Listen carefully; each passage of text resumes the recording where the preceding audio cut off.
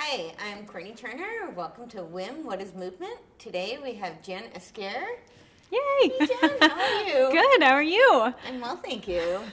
So tell us a little bit about yourself. What do you do? Where are you from? Yeah, well, I'm from here in Southern California, which is lovely. I grew up about an hour and a half inland, so Inland Empire. I feel like it's like, I call it like the Midwest of LA because it's just like such different vibes than LA. Yep. Very much more homey and, but it's great. I love it, and I love that I can be so close to my family even though I'm here in LA. And I am a physical therapist here in LA, so I work on bodies, which I love. So when did you always know you wanted to be a physical therapist? How did that come about? Yeah, I didn't actually. Okay. So I fell in love with like anatomy and biology when I was in high school, and I was a gymnast for 9 years of my life. Oh, so wow. I loved movement. I loved the body. Like even after I quit, I still loved working out and I loved exploring different things. And so I knew that kinesiology was going to be my undergrad major that I was going to go into. I had no idea what it was going to lead into or what I was going to do out of it, but I knew that at least, that was going to be what it was. So, so I graduated then I went in for my kinesiology degree, and then within that I discovered that physical therapy would probably be the realm that I was going to go down, just because I was teaching Pilates at the time and coaching gymnastics, and though I loved them both, it was like, well, I don't want to be a coach for the rest of my life, and I don't want to necessarily be a Pilates instructor for the rest of my life. I wanted more. It was like I would tape an ankle and be like, but why am I taping an ankle? And I'd, adjust movement during a Pilates class because someone had pain or, some little ache so you learn how to modify movement. But I'm like, but why am I modifying the movement? And what is the deeper issue and how can I help better? So I've always wanted to dig into the why more. And so it just kind of led me down the track of physical therapy just makes sense. From what I knew, it was that I was going to be able to observe movement, feel movement, help people with movement, and it just kind of fell into line with what exactly I wanted to do and what I wanted to be able to serve for other people.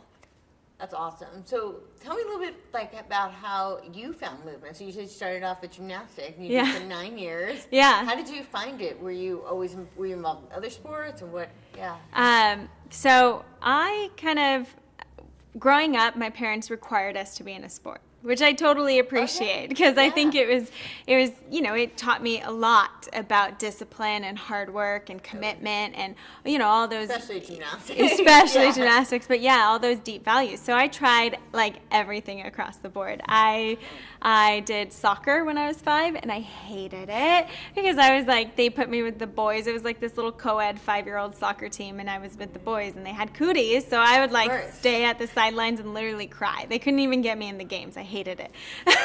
Wow. And then, which I still hate running to this day. It just makes sense that soccer was not going to be my thing. I always say, I'm a gymnast. We don't run. Yeah, exactly. We did a minute and a half. Right, a minute and a half routines, and that's about it. And then I tried softball. And I actually really liked softball, but I remember I would run holding my helmet and I was just not good. I enjoyed it. I had fun. I wasn't playing with the boys, but it was just you could tell it was not cooties, definitely not going to be my sport. Yeah, no cooties. But and then I kind of dabbled in gymnastics, and then I was kind of dabbling in dance as well, but. From my experience, and I was a very shy child growing up, so from my experience, some of the dance girls were a little mean. It was because I went in, I already had a leotard from gymnastics, the same one they all wore. My mom made my little tutu thing that I wore, which was just a pretty skirt, but she made it, and so I walked in with a purple leotard and a skirt already on my first day, and they're like, how do you have this, And I just felt, and I had splits already from gymnastics, I just felt very judged, and I was just such a person who was just so shy and didn't have my own confidence in myself, definitely at that I mean, that has come in like this year. Awesome. So it was like that dance lasted like no time. So it was just gymnastics. I found home there. I loved the movement. I loved the team aspect. Even though it's an individual sport, I think people don't realize how much of a team sport it is. Very much, yeah. And being an introvert, you just get into this family of like, these are your people. Own thing, but you have support. Yeah, and those are your people, like every single day, hours out of your day, but those are your people. And you might get yelled at by your coach, but he loves you. Exactly. And he brings out the best in you. Yeah, exactly. So, it was just like that became my thing. When was the moment that you knew, like, so you said you knew you wanted to do kinesiology as a major, and then you decided physical therapy. Did you have a moment where you were like, yes, I made the right choice, like, this is what I want to do? Yeah. I did work in a physical therapy office as an aide when I was going through undergrad as well.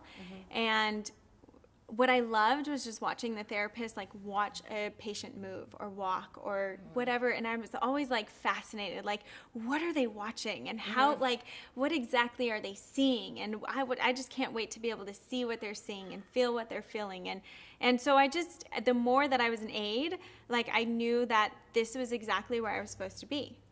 Wow. So as you went through your process and you started to work with people, did you have a sense of what types of people you wanted to work with? Because, there's a wide range, right? Yeah, there's a lot. So, and having been an athlete yourself, like, you know what kinds of needs an athlete might have. But then there are people who are really limited in movement in general. Totally. And physical therapy can open a whole world for them. Oh, my gosh. So. I think neuro is one of like the most powerful things you could do as a physical therapist, because there's so much that goes into that, and just being able to get someone to stand up, to move from one surface to a toilet so that they can go to the bathroom by themselves, or to like be able to do these little tasks that they didn't know that they could do anymore, whether it was from a spinal cord injury or a stroke or whatever it was. These little minute things are like everything. Absolutely. And have you witnessed some cases just like that? as a student, really. Okay. When I graduated, I wanted to work in an outpatient facility. Sure. I did want to work with more of like the general population. Sure. Although I think neuro is still like super rewarding and super like everything, I think you can take that aspect into a general population, because so many people are disconnected from their body and don't realize all their potential that they have, or they're having so much pain because neurologically they are stuck in a pattern of stress and can't let go, and so we need to be able to translate that back into the body. Or even if it's like they've developed scoliosis over time, and learning how to repattern their brain to their movement so that they drop their shoulder, they start standing on one leg more. It's like there's so many things that can still be neurologically driven if you're not just looking at a body part. Absolutely. What have you seen with people who are, I think especially, like, I think it's becoming more and more of an issue where people are so disconnected from their bodies. Have you seen working with people where they become more integrated, and how does that transform them? Yeah, totally. One of the things that I love to do is really just connecting people back to their breath, because when people can understand how they're breathing and how that relates to stress or tension that they can be holding in their body just because of the way that they're breathing, I think that then, and I've had people on my table who cry because they're like, oh my God, my back pain's gone. And all they were doing was breathing, and I'm like maybe gently working on them, but literally I'm not doing anything that, is anything life-changing, except what they're doing. And the way that they're reconnecting to their body, they're reconnecting to their stressors in life, or their breath, or how they're holding on to things. So this is fascinating to me. I actually read a book, it's a book I'm absolutely obsessed with. It's called The Body Keeps the Score. And it talk a lot about how we store trauma in our bodies. Yeah. And I think there's so much truth in that. Yeah. I'm really curious, like, what your experience working with people when they're able to, because I think oftentimes we're not even aware of it. Our body holds on to things that and it's a way of protecting us. Yeah. But that very protection can also hurt us or limit us. Yeah. And so Yeah, I'm really curious to hear like what kinds of experiences you've seen with people where they can break through physically, and then is there an emotional or I think one of the reasons is why I got out of working at a typical clinic and I work for myself now is because I need the time and the connection to build with someone. Sure. I can build connection with someone over time. You know, if I have to go in a clinic, but you don't get that. You just don't get to dive in the same way. And that's why I love working one-on-one, because then I can really, all it is opening space. When you open space to be able to listen to someone, to be able to go in and see what really is going on, where they are at in life, what they're dealing with, what they're going through, what they have gone through, and going back into those traumas. I'm not trying to be like a clinical therapist in terms of a psychoanalysis or anything. I'm literally just opening space. And when I can open space for someone to bring that up themselves and be able to talk it through and then be able to connect that back to their pain, that's where it really is powerful. And a lot of times I am using breath work, and I am using like these small movements, these small holds, things that really start to pull them back and connect them. Yeah. But it takes time. Sure.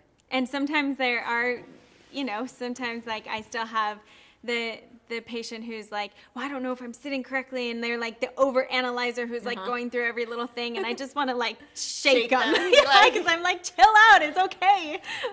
And I'm also like how you're sitting, like I love to just like just sit, just do what your body feels good. Like, so what if you're like this for a little bit, and maybe you open up and maybe you twist and move, like your body's going to tell you what it needs to do. But when you force it into something for long periods of time, that's where stress can start to develop. Like if I'm going to squeeze my shoulder blades back, like how much tension am I putting into my chest that all of a sudden, like this can become detrimental.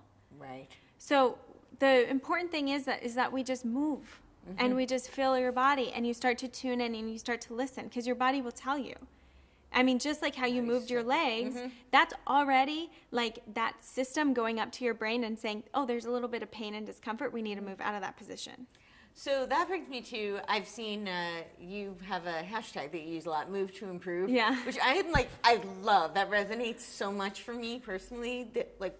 Where does that originate? What does it mean to you? I just love it. Literally, it's not attached to anything, because I think people have already sure. They own it and that's their thing. But I like putting it on to my post just to remind people, like, you have to move into things in order to see any kind of improvement. I mean, yes, there's a time and place for rest. I'm not going to, deny that. That's also part of listening to your body Sure. when you need to rest, But when you're just avoiding, I think that's when things start to become a problem, because your body's good at healing itself. So we could rest enough so that you don't all of a sudden, you don't feel pain anymore. Right? But because your body's good at healing itself, but that doesn't mean that we're fixing the problem. That means we're avoiding the problem. Right. So if you start to move, whether that's moving away from restriction and moving in other ways and then starting to put it back, or you feel restrictions but you're able to breathe into them, I think, when we start to move into things, that we do see improvement, whether it's mental health or physical health or any of those things. Totally.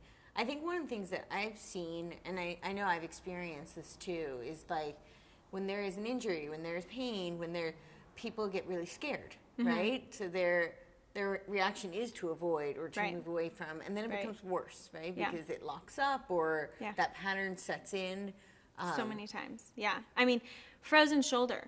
We don't always know exactly where that comes from, and all of a sudden the arm literally can't move past, a really limited area. And I've worked with someone where she came in saying, okay, I polled all my friends. They say you either need to get an injection, you need to, or you need to go get surgery. So I'm here, but I don't think this is going to work.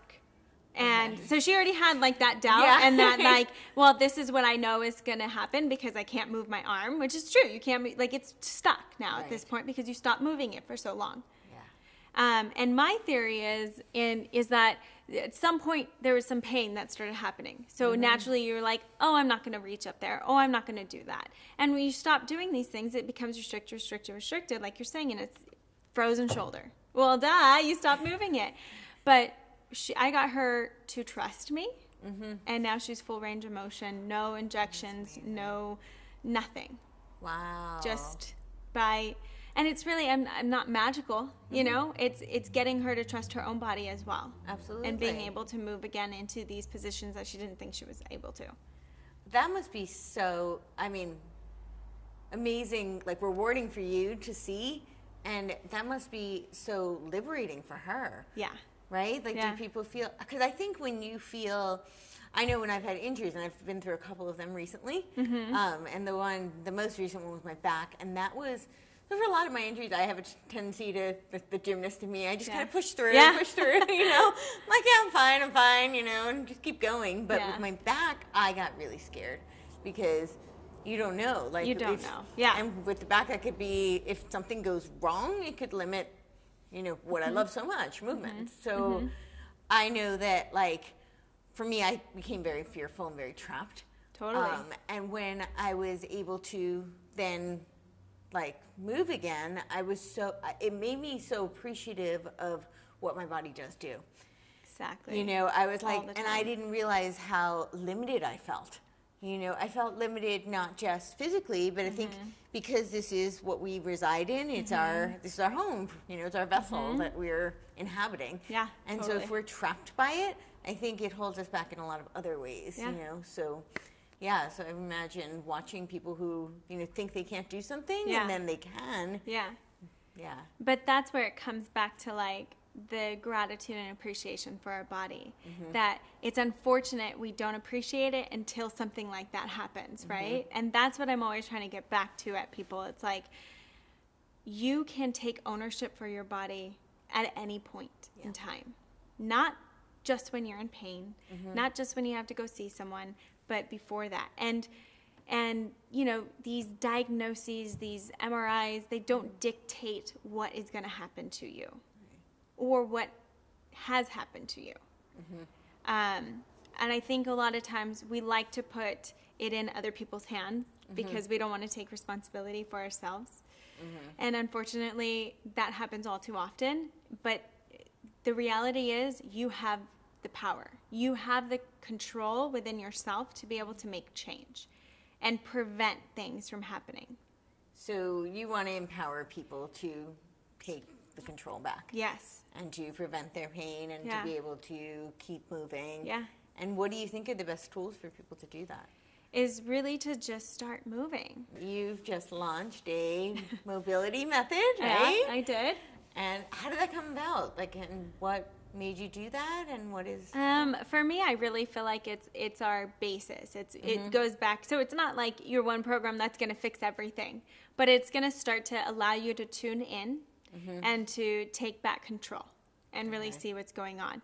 Because, and there's a breathing module in there as well, which I tell almost everyone, start with the breathing. I don't care where you're at, start with the breathing module. See how that's connecting for you. See if that even makes sense to you and you can feel that in your body, because I go over different positions, different ways to kind of feel that.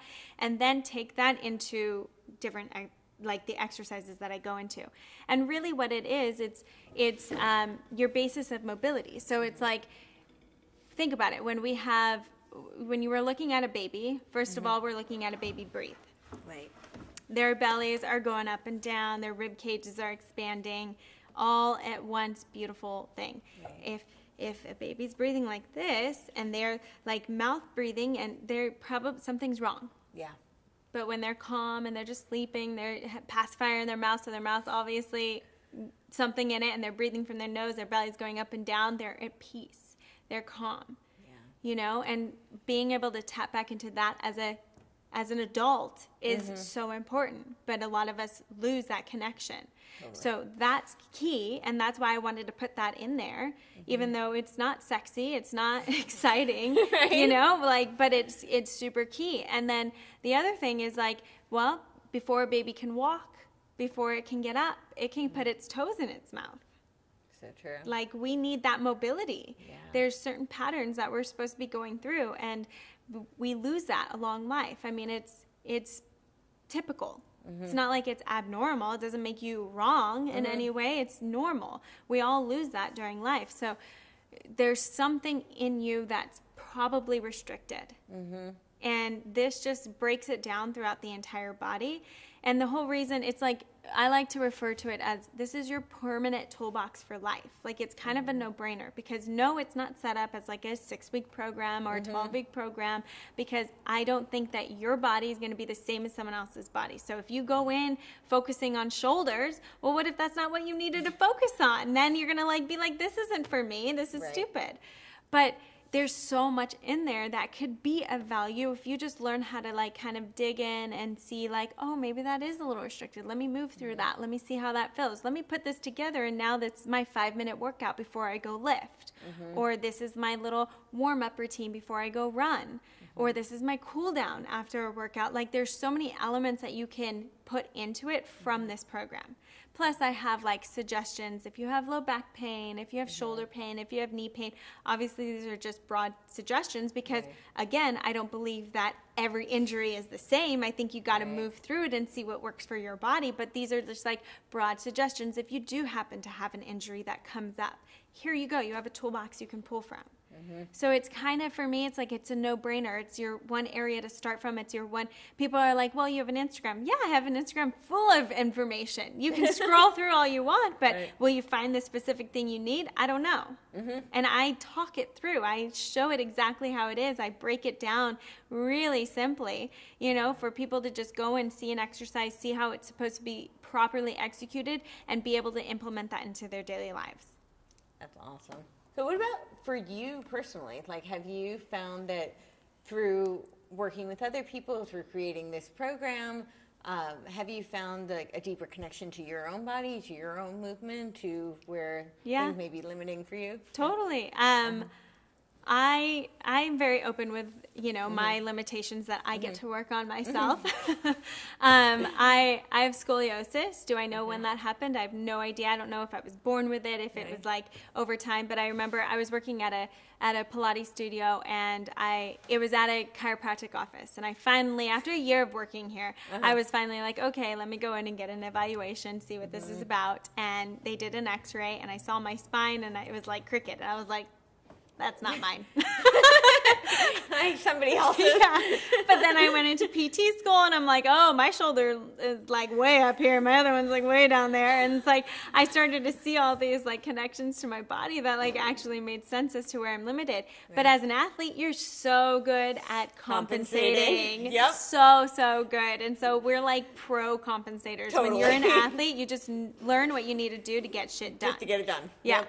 So I've been compensating throughout my body for years and years and years. You build those patterns. Exactly. Yeah. So I'm really like digging back in and learning for myself of how I can manipulate it neurologically a lot of times, so that I can start to manipulate movement and kind of see where I can get out of these restrictions within my own body. Can I manipulate the scoliosis? Can I functionally move a little bit better? So I just continue to learn not only for myself, but for other people. Absolutely. Like, and I just feel like this learning process is never going to end. Like, people are like, oh my God, you're so knowledgeable. And I'm like, oh, I have so much to learn though. It's like, the more you know how much you don't know. Exactly. It's so true.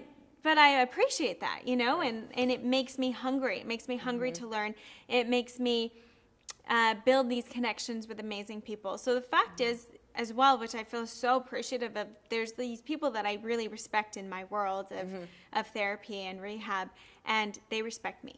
And that's what's not most important, because at the end of the day, people are going to respect you or not respect you, but the fact that I can have that respect and then continue on to learn and then have respect from other people not in therapy or in that field, just wanting to learn about their body, I think is so special to me, and like been just like so grateful. Aww, that's beautiful. If you had one thing you would want to encourage like people to do, like what would it be? Breathing every day. So I'm not saying you need to meditate daily, although I think that's powerful. Sure. But if you could at least... It's really hard. Yeah, but like 5 minutes before you go to bed, lay down on your back, put one hand on your chest, one hand on your belly, focus on your breath. Because at least when you focus on your breath, you're getting out of your head still, right? You're focusing on something else rather than what happened in my day, what do I still need to do tomorrow, blah, blah, blah, blah. Right. Everything else that happens. So when we can decrease that stress and center back into your body, you start to tune in, you start to decrease that intense system overload. And a lot of people think we need to smash into muscles in order to get a release. And I'm like, where the hell? No. No. I love foam rollers. I use foam rollers. I like massages. I do manual work. So again, touch is powerful. Touch is powerful, but it's because it's stimulating what's happening and talking to the brain. Not because we're breaking up tissue. Right. Not because we're getting in and we're releasing scar tissue. Right? That's ridiculous. We're talking to the receptors within the muscle tissue, telling it to release, to relax. So there's a difference between like releasing and getting into it really strong and releasing by relaxing into our system. So that's interesting. You brought up scar tissue. Do you feel like you shouldn't break that up? Do you think that that's, So, I mean, our fascia, our connective tissue, that runs over everything, that goes into scar tissue, and it's just connective tissue, right? It's denser connective tissue. It takes tons to break up. Sure. So do we really think that just by, rubbing into something, we're breaking it up? Probably not. Right.